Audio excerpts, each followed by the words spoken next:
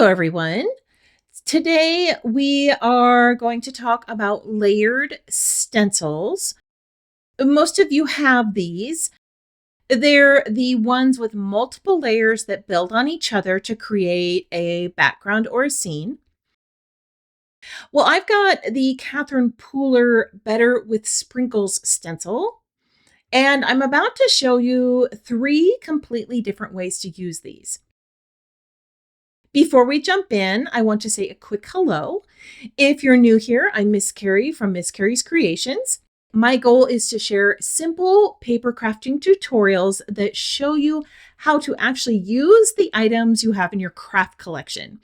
So grab your coffee because we're about to make some backgrounds using our stencils. Let's start with the basics. This specific collection has 3 layers. And here's some things that you need to know when you're working with layered stencils. There's often a label on the bottom of each one that tells you what layer it is. This one here says 1 of 3, so we would start with this one. When you line up your stencil, you're going to keep it consistent every single time. I'm going to be placing this in the lower left corner with the label at the base. Every layer is going to go in the same spot. This is going to keep all of my pattern aligned so that the background looks intentional and not like an accident. I am using a grip mat and a magnet here to hold everything in place. This saves me from accidentally shifting things, and trust me, little holders like this are worth it. For our first background, I'm going to be using 3 colors: Tiara, Boardwalk, and Sweetheart. These are softer versions of your primary colors, red, yellow, and blue, which is why they work so well together. Now, here's my number 1 tip for stenciling. Use a smaller blending brush with smaller images and tap off the excess ink before applying it to the stencil. I like to tap it off into the lid of the ink. Tapping off the excess ink is very important. If your ink pad is too juicy and you've got too much on your brush, you're going to end up with some ink seeping under the stencil.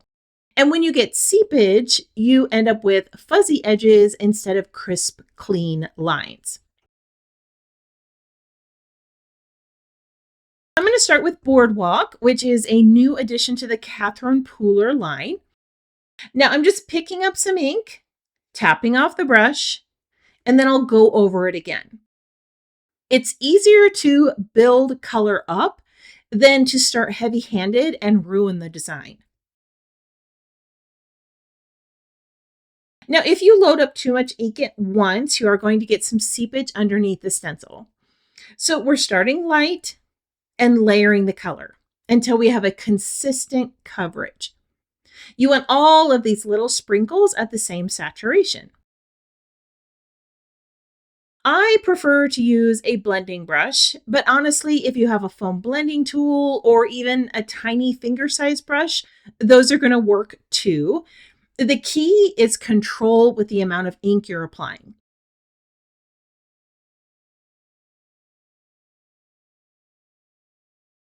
All right, so we've got our first layer. I'm going to grab a dry cloth and wipe off the stencil. This is going to get off the excess ink so it doesn't transfer when I pick it up. Now I'm going to lift this, and we have our first layer of sprinkles. Let's grab layer 2. This one at the base says 2 of 3.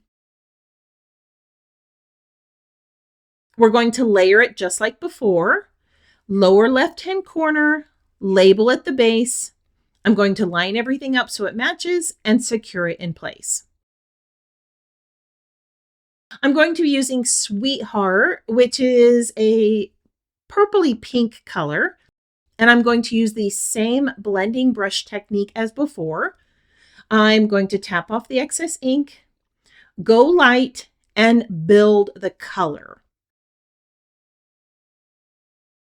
Don't rush this process. You're not in a race to finish. If needed, go ahead and pause the video, finish adding your ink, and then we can move on to the next step. All right, so there we go. We have some nice, crisp, purpley pink sprinkles. All right, let's bring in layer 3. Same alignment, same blending brush process. With this one, we're going to use the Tierra ink, which is this warm yellow color. Tap off the ink, go light, and build up the color.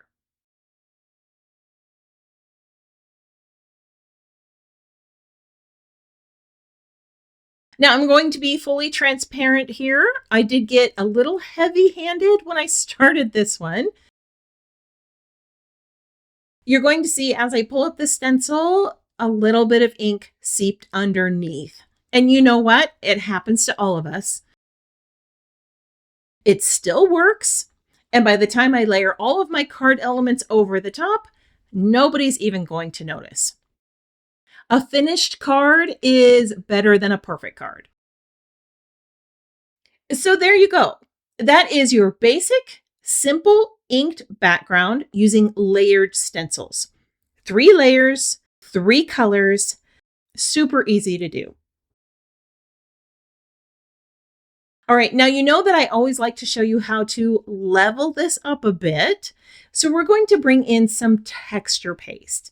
This is going to add dimension, and if you use sparkle paste like I am, it's going to add some shine. I'm going to do this right over that yellow Tierra color. The same rule applies. Don't be heavy-handed. Start with a little bit of paste at first. Go light. We don't want it seeping underneath the stencil. Once you're done, you're going to lift the stencil. And now you've got texture and sparkle on top of those sprinkles. So here's the workflow if you do want to add texture paste on all 3 layers. You're going to ink your color first, leave the stencil in place, add your texture paste, let it dry, then move on to the next layer. Same process.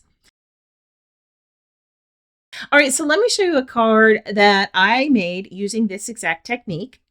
I used the same 3 colors, Tierra, Boardwalk, and Sweetheart, with a sparkle texture paste over the top. Look how those sprinkle pieces catch the light. Now, this card is super simple. The background was done with stencils. I added some layers of cardstock with the dots and scallops dies. And then I used the new Catherine Pooler stamp set for a simple sentiment. Now, those little confetti pieces that are around it were cut from the scoop die, and I'll show you how to use those on the next card. Okay, so here's where we're going to have a little fun. We're going to use a black cardstock base instead of white. Now, for this to work, you want to pick some brighter colors. Think 80s neon colors. Now, you're also going to need a white pigment ink. And here's why that matters. Pigment ink floats on top of the cardstock instead of absorbing into it. That's what's going to give us a base layer to put our bright colors on top. So I'm going to bring in my first stencil. And once again, I'm lining it up in that lower left corner, label at the base. I'm going to make sure it's secured in place. And then I'm going to bring in my white pigment ink first. I do want to be gentle with this because I want crisp shapes. Now, pigment ink is going to take a little longer to dry than dye ink, and it does have a different finish. On black cardstock, it creates almost this chalkboardy type look, and not pure white, but it does soften that black so that my color is going to show up.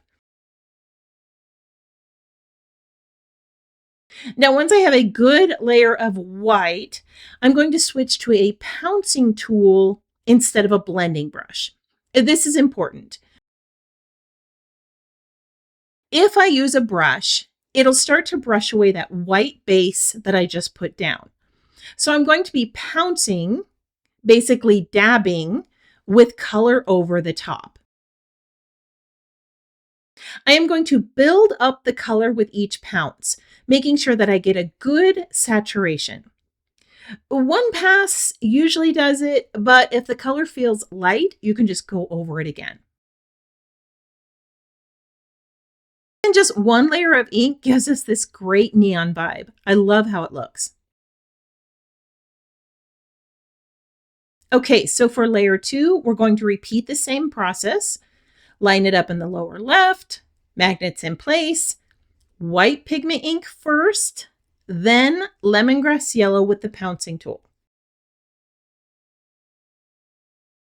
If the color black is not one that you like to use often, you could also bring in a darker purple, a deep brown, or dark red and create the same type of background. You just want to make sure that you do a white layer first before you bring in your dye ink over the top. Now, as I remove the stencil, you're going to see that that bright yellow pops on the black. For layer 3, I'm going to be using Pucker Up. I've already gone ahead and placed down my white pigment ink, and now I'm going to bring in this vibrant magenta. As I pounce it on, you can see how alive this color is.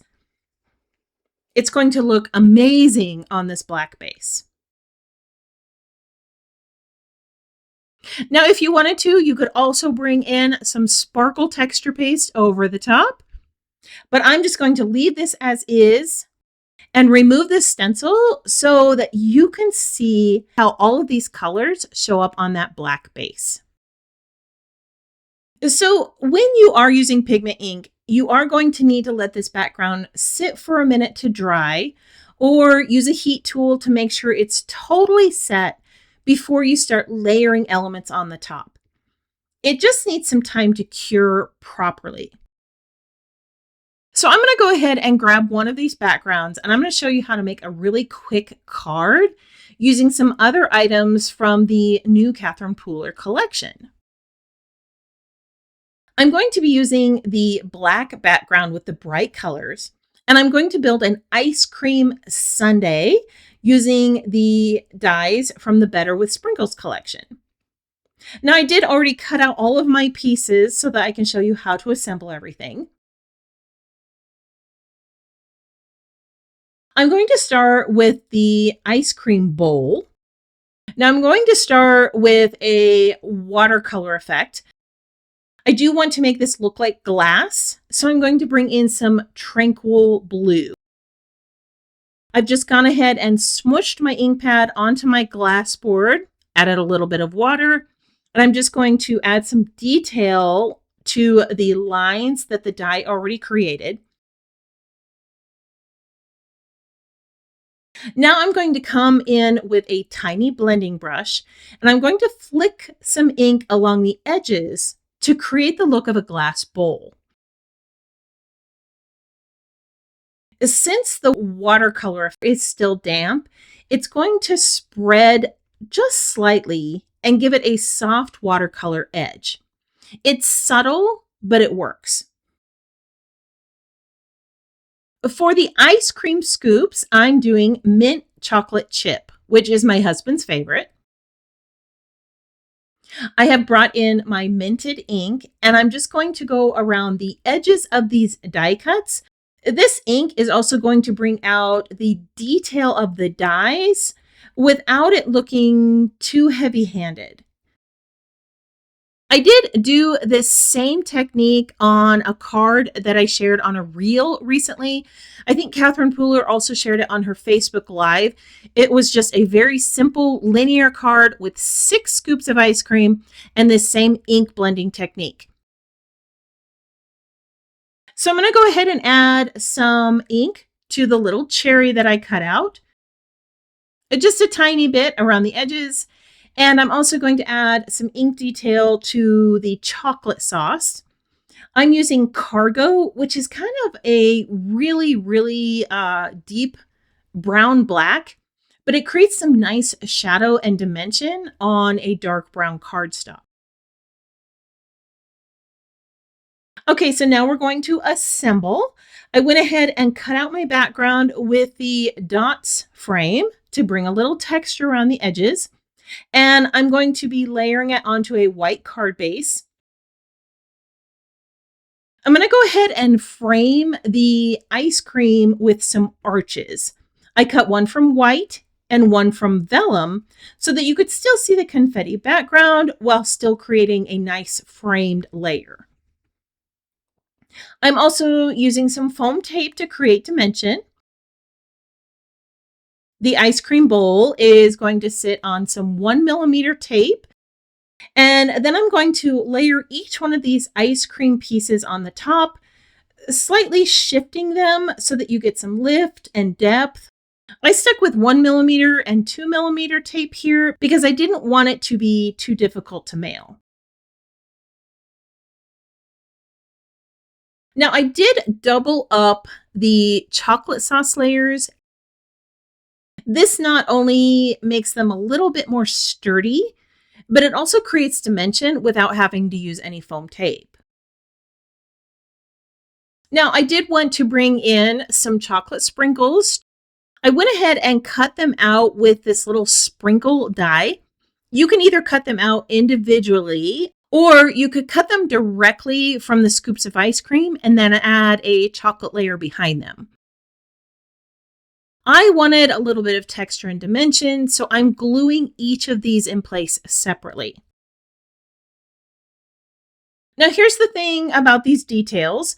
You can add them or you can skip them. You can also do some simple white details with a gel pen.